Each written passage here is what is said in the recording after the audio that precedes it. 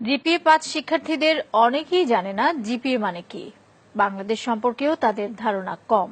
মুখস্থবিদ্যা নির্ভর পড়াশোনা এবং শুধুমাত্র ভালো ফলাফলমুখী শিক্ষা ব্যবস্থার কারণেই শিক্ষার্থীদের এ অবস্থা বলে মনে করেন শিক্ষাবিদরা।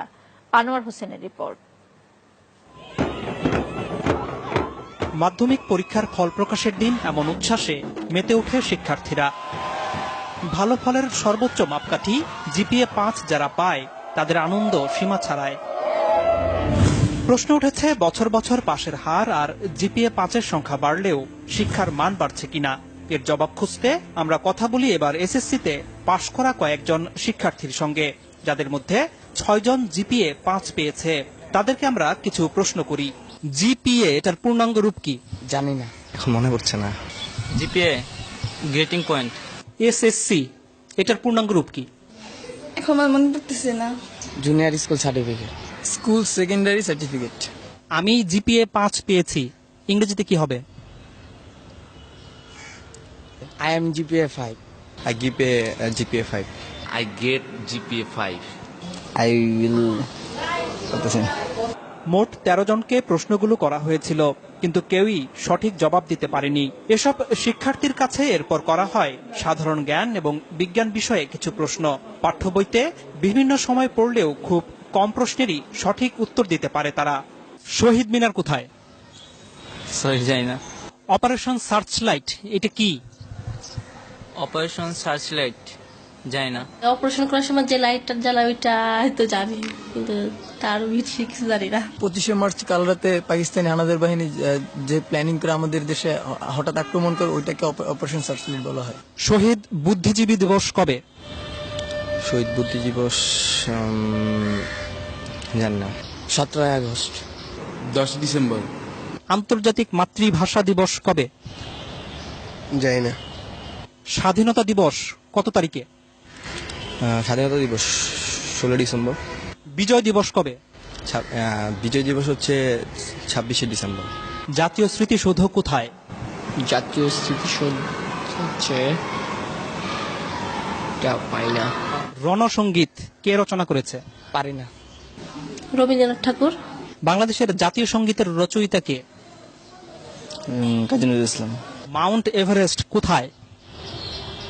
ইংল্যান্ড। তুমি সায়েন্সে পড়েছ। পিথাগোরাস কে?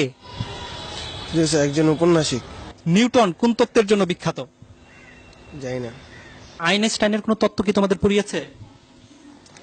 আইনস্টাইন না, নিউটনের পড়ছি, কিন্তু আইনস্টাইনের পড়ি নাই। নিউটনের তত্ত্বটা কি, নাম কি? গাছ থেকে মানে আপেল পড়ার যেই তত্ত্বটার নাম কি? নামটা মনে নেই। বাংলাদেশের বর্তমান রাষ্ট্রপতির নাম কি? বাংলাদেশের বর্তমান রাষ্ট্রপতির নাম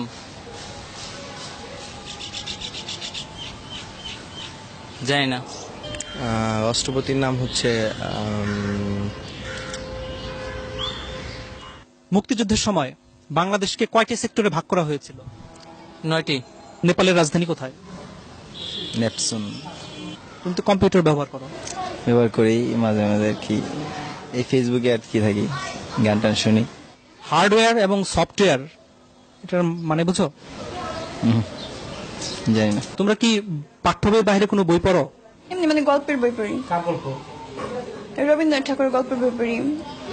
রবীন্দ্রনাথ ঠাকুরের একটা গল্পের নাম বলো তো।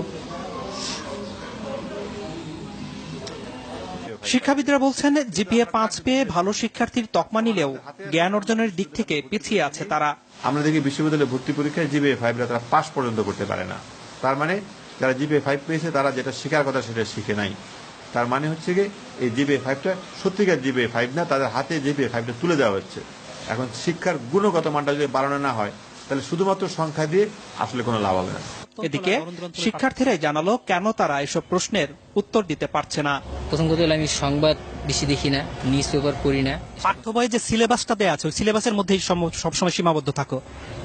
ওগুলো সায়েন্সের সাবজেক্টগুলো একটু বাইরে পড়ি, কিন্তু বাংলা সমাজ এগুলো নিয়ে আমার বেশি ঘাটতে আর কি, বেশি পড়ি না। তবে শিক্ষাবিদরা মনে করেন দেশের সাহিত্য ইতিহাস সম্পর্কেও জ্ঞান থাকতে হবে শিক্ষার্থীদের। বিজ্ঞান, বাণিজ্য, মানবিক বিভাগের মধ্যে তো আলাদা করা যাবে না। এটা এই দেশের যদি নাগরিক হিসাবে তারা বড় হয়। তাহলে তো এগুলো জানতে হবে। কোথায় শহীদ মিনার, কেন শহীদ মিনার, কোথায় স্মৃতিস্তম্ভ, কাদের স্মৃতিতে স্তম্ভ, এগুলো তো জানতে হবে। এটা না জেনে কি করে? তারা বলছে তাদের বাংলা সাহিত্যের ব্যাপারে, ইতিহাসের ব্যাপারে আগ্রহ নেই। মানে এটা আসলে তাহলে মানে তার কি পূর্ণাঙ্গ শিক্ষা পাচ্ছে? না, একেবারেই না, একেবারেই না। শিক্ষা সংশ্লিষ্টরা বলছেন, শিক্ষার্থীরা মুখস্থ বিদ্যা নির্ভর হয়ে যাওয়ায় তাদের এমন দশা। বছরের প্রথম থেকেই যদি তারা কোচিং মুখী হয়ে তারা শুধুমাত্র চ্যাপ্টারগুলি মানে সামারাইজ করে ছোটভাবে ওইভাবে শেখানো হয় নাম্বারের দিকে তাকিয়ে, তাহলে তার জ্ঞান তো বাড়ছে না, মেধাও বাড়ছে না। আমি বলবো যে মেধার অপচয় হচ্ছে। এর প্রভাব পড়েছে চাকরি ক্ষেত্রেও।